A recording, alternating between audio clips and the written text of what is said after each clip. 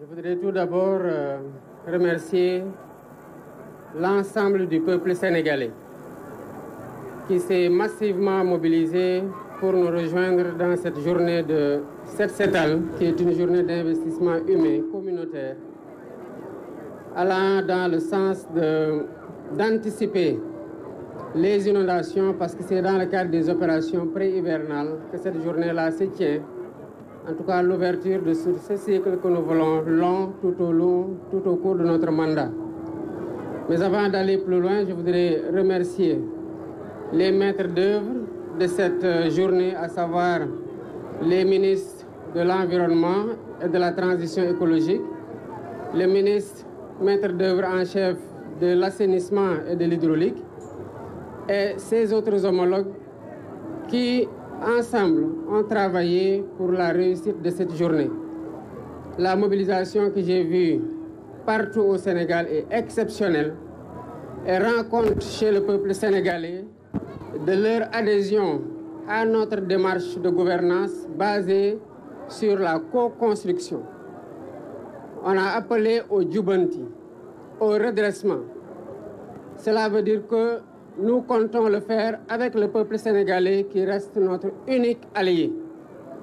Nous avons décidé récemment de lancer des assises pour demander à travers même un vox populi au peuple de nous dire ce qu'il pense de ce qui les regarde. L'assainissement aussi doit être l'affaire de tous. L'hygiène et la propreté doivent être aussi l'affaire de tous. Nous devons l'intérioriser dans nos comportements au quotidien. Éviter de salir et quand nous constatons que c'est sale, de systématiquement penser à nettoyer. Il y va de notre santé, il y va de notre bien-être. Je voudrais aussi remercier les écoles et les responsables de ces écoles qui ont mobilisé massivement les enfants pour qu'ils sortent.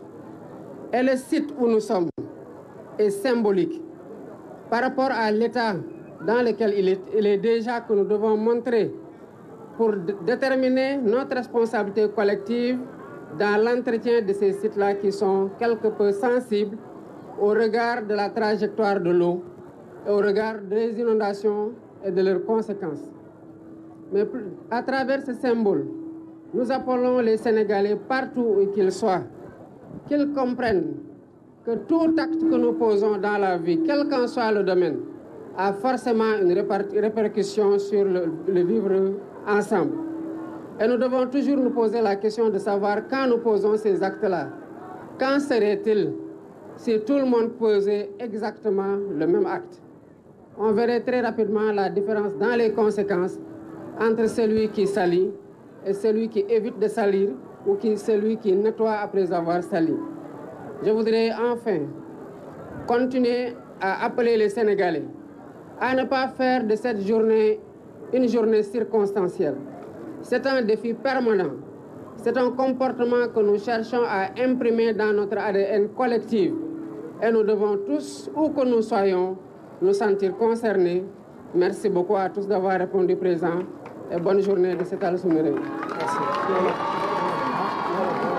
maa ngi leen di sant bu baax di sant ñëpp di leen jaajëfal bu baax a baax jaajëfal askanu Sénégal mi nga xamante ne génn nañu ci mbooloo mu takku ci bés bii bokk ak ñun bésub Set Setal bii nga xamante ne ku jóg rek xamal ne sa bopp nga jógal waaye ku jóg tamit xamal ne sa réew nga jógal.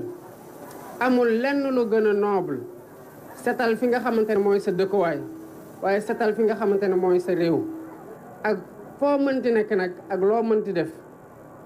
di jaajëfal balaa may gën a sori ministre yi nga xamante ne ñoo doxal organisation bi ba ci bés bii ñu toll tey muy principalement ministre assainissement ak hydraulique ak ministre environnement ak transition écologique ak ñëpp bépp ministère boo xamante ne impliqué na wu ci ndax ci solidarité gouvernementale la ñu nekk ci collégialité la ñu nekk te gouvernement bi yëpp laay félicité au premier titre le premier ministre mi nga xamante ne mooy coordonner l'action de ce gouvernement-là qui en ce moment même mu ngi ci beneen site di def la même chose bi nga xamante ne moom laay def maanaam impliqué wu ci setal suñu réew.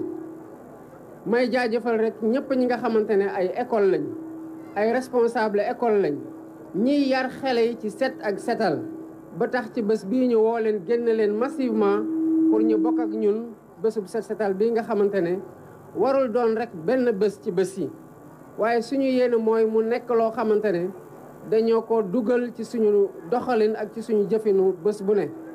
yéene gouvernement bi ak yéene président de la république bii ma doon mooy weer wu nekk ñu am bés bu mel nii ba ñëpp ñi nga xamante ne ay tuut tànk lañu bu ñu màggee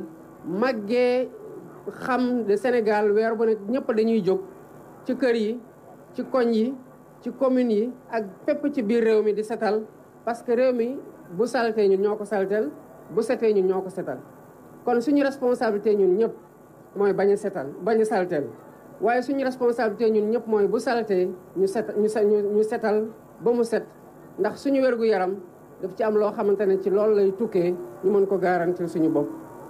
lii nag défi bi mooy lan mooy naka la ñuy def ba maanaam weer wu ne ñu mën ko amee te loolu laay woo ñëpp ndax ci jubante lañu woote te jubante bii du doon mbirum gouvernement bi du doon mbirum président de la république. day tàmbale ci jubal ba du ñu soxlaa jubanti loo xamante ne jub na ba pare ci suñu comportement au quotidien waaye day tam am solo tamit ci bu ñu dee jubanti bépp sénégalais foo mënti nekk nga xam ne lii jubul yow sa responsabilité la nga jubanti balaa nga ciy xaar benn autorité. parce que gouvernement bi mënul nekk fépp waaye lu ñu mën mooy wane yoon wi wax sénégalais yi fii la ñu bëgg a jëm ak yéen di ci diisoo ak yéen saa su ne. parce que xam nañu responsabilité biñ ci am responsabilité boobu ci yéen la tukkee ndax seen responsabilité ngeen jël jébal ñu ko te moom la ñuy doxal te gëm nañu ne dooleen ñu jiital ba pare deltu gannaaw di ñu seetaan waaye di ngeen ci jàpp bu baax a baax ndax ñoo bokk Sénégal ñoo bokk lépp asalaamaaleykum wa rahmatullah. Voilà.